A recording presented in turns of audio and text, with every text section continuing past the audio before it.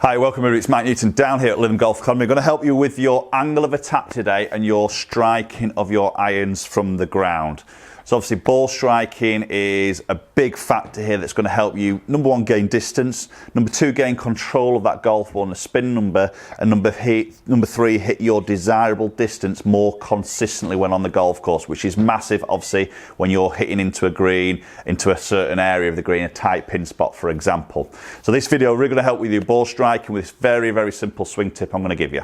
So just before we jump into the video, if you haven't already subscribed to my channel and you're liking the content I'm producing, then please consider subscribing. The logo's in the bottom right hand screen here. Click that, hit the bell icon also, and then you get notifications of any future videos that land on my channel. You'll be one of the very first ones to watch it. Any comments, do fire them in the comment section down below. Love to hear your thoughts and feedback from my videos, the drills that I'm giving you, maybe the club reviews also. Like the videos also, so I know you were liking it. Also share it around with all your friends. Okay, so I think in golf there's no other better feeling than striking that iron really crisp, you know, in terms of how that ball comes out, hits that extra bit of distance that you may be looking for, but also with a bit of control as it comes into land. So through a lot of coaching sessions I do here in the studio at the academy, we sort of see angle of attack as changing all the time from a lot of different golfers. So, and sometimes what I find with guys who maybe struggle to connect with that golf ball consistently, so the sort of shot patterns or the strike patterns we generally see would be a typical one. If the angle of attack isn't down, we would see like a fat shot in there. Okay, so obviously hitting that ground before the golf ball.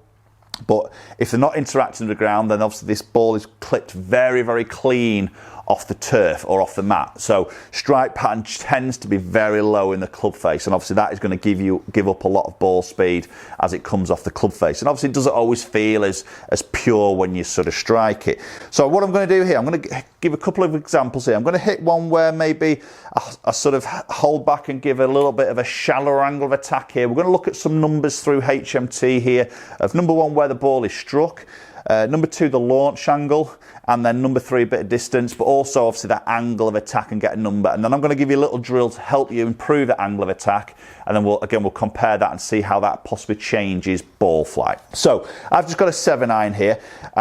For this example here, I'm not going to change my ball position. Now ball position obviously can be one factor that can change your angle of attack. If you've got that ball too far forward, the tendency is to bottom out the club earlier, hit the ball a little bit level, or if anything slightly on the way up. But I'm not going to change my ball position. I'm going to keep it as a neutral ball position. So for my 7-iron here, I'm working this just left of centre target side to my lead foot, and I'm going to hit this one here, and I'm going to feel this one where I would maybe with my body weight here, just hang back a little bit and feel like I'm going to hit it quite level here. Okay, get this one hit.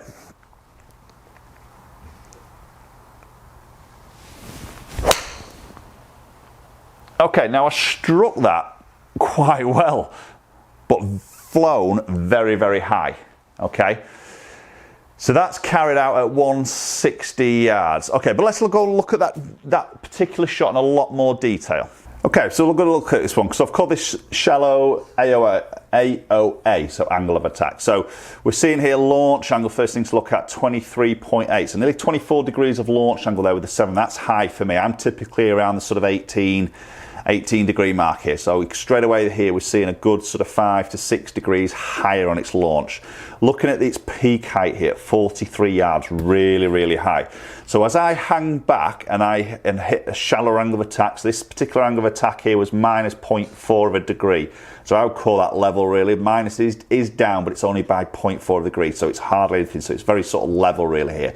But what it does here, it helps me to deliver a lot of dynamic loft. So look at my dynamic loft there at 30.3 degrees dynamically at impact. So a little bit too much loft there, which is helping me hit launch the ball high. It's adding a little bit more spin at 7,300. It's peaking it off a lot higher, and then obviously that's going to drop off my carry distance a little bit at 160. Just look at that in a little bit more detail in the analysis section of this screen. If I click on that. Okay, so there's the angle of attack, 0.4 down. So it is down, but literally by 0.4 of a degree. So very, very sort of shallow, basically very level, and its low point, and my loft is 30.3. Okay, so seeing the numbers there when I get my angle of attack very sort of shallow there. Me as a feeling that was very, very clean, hardly any interaction of that sole of the club into the ground. Bearing in mind this is a perfectly flat lie on a mat. Imagine when you get out on the golf course, obviously this lie is never always flat. This lie could be sort of downhill lie where the ground behind the golf ball is higher. So if I gave that shallow angle of attack with a high ground behind it, chances are I'm just going to fat it. If not, I'm just going to completely thin it or even top it. So, you know, it's made a little bit easier, the fact that this is a perfect lie on a flat mat. So what I'm going to do here, and a simple little drill for you here to give you a visualization of trying to move that low point. And basically what we need to do is move that low point past the golf ball. So many of you will have heard of the commentators me on the TV getting that sort of ball turf strike, and obviously with the cameras nowadays on Sky and stuff watching the tours, you can see on the slow-mos a lot of the tour players get that ball and then that turf strike, that really sort of desirable contact. And this is what I want to try and help you guys to sort of do here. So using a very simple drill here, T-peg, and I'm going to position this T-peg target side of the golf ball approximately maybe sort of 6 inches past the golf ball. Okay, and what that's going to do is give you a little bit of a visual here, and I'd like you to set up the ball as you would normally do, and obviously get the club set behind the golf ball in your setup, so you've got your ball position as you would normally do, and obviously you're going to see this T-peg 6 inches past the golf ball, and what I'd like you to do is just basically try and hit the T-peg with a club. Okay, so this ultimately is going to get you to maybe just transfer your weight across a little bit more, and that's going to allow us to move this low point sort of more target side of the golf ball or past the golf ball, and then that's going to allow us to hit that T-peg. Now if I don't do that and I hit the shot and get, again, like that first one I hit there, get it very clean, my club will be going over the top of that T-peg, and basically that T-peg will remain on the floor. It won't be moved. Okay, so this is going to give you some sort of instant feedback here. So I'm going to hit the same shot here in terms of my ball position, but this swing here, I'm focusing on that tee, and I'm going to move to that T-peg here. So that's what I want to really sort of achieve here, is to shift my low point past it, and let's see what sort of numbers that gives me.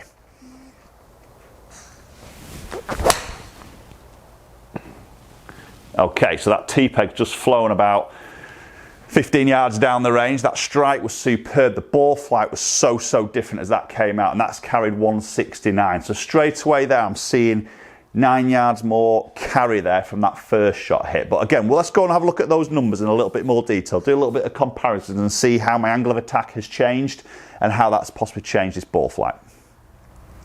Right, okay, so let's have a look at those numbers in comparison. So I've got the shallow angle of attack on the top, and then I've got what I called hit the tee as that little drill mark here. So first of all, we're going to look at club head speed. Club head speed was identical, 92.4, 92.5.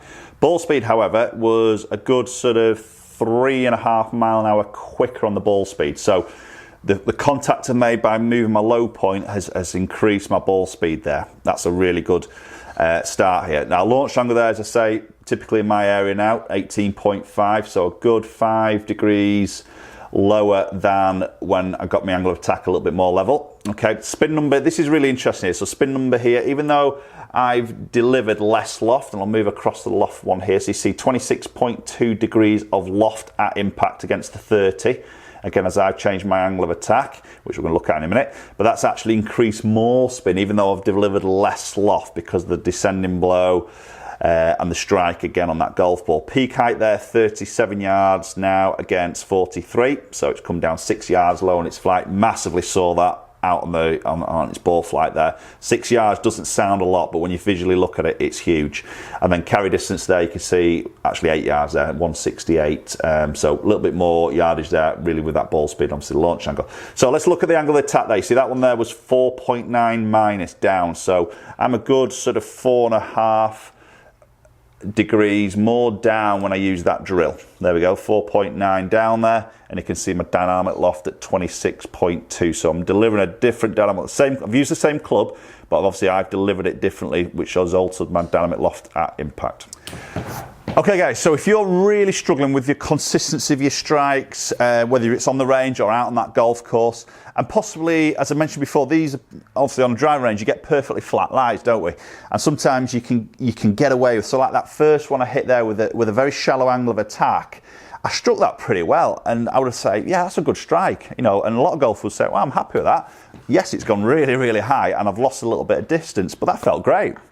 Okay, but then when I put that against that one with the drill there, it felt completely different. But as I mentioned, if I took that shallow angle of attack and dumped it out on a golf course with maybe, you know, off the fairway, a little bit longer grass, ball sat down, or on that sort of downhill lie as I explained before, you're going to see some massive differences if you strike. You're really, really going to struggle. Okay, so off a flat surface, you may do all right on that range. Get on that golf course, it's a different kettle of fish. So this is where maybe this drill is going to really help you out. So a very simple one. I use this a lot with a lot of my pupils, and I get some really instant sort of results here. And it's a very sort of simple one to do, and a very visual one, which I think helps with actually changing it. So with that visual of the T-peg forward there, and you can see that T-peg, you're moving across to hit that T-peg. That gets you shifting your weight and a little bit more authority through that impact there, changing those numbers, changing the strike, and the flight and everything is much, much better. Okay guys, hopefully you've enjoyed that video, and if you are struggling to strike, give this one a go and comment down below. Let me give me some feedback on, you know, has this helped? If you take this to the range, maybe give it a go. The only downside to this drill is these T-pegs are going to fly down the range. You're going to have to go and collect some T-pegs. That is the only downside of this, but it's a really good drill and will really start shifting your angle of attack pretty quickly and improving your ball striking. Okay guys, as ever, thanks very much for watching. I say hit that logo in the bottom right hand corner there, MNG, get subscribed. Hopefully you're enjoying the content. If you are, give it a thumbs up, share the video around, and hopefully I'll catch up with you all very soon.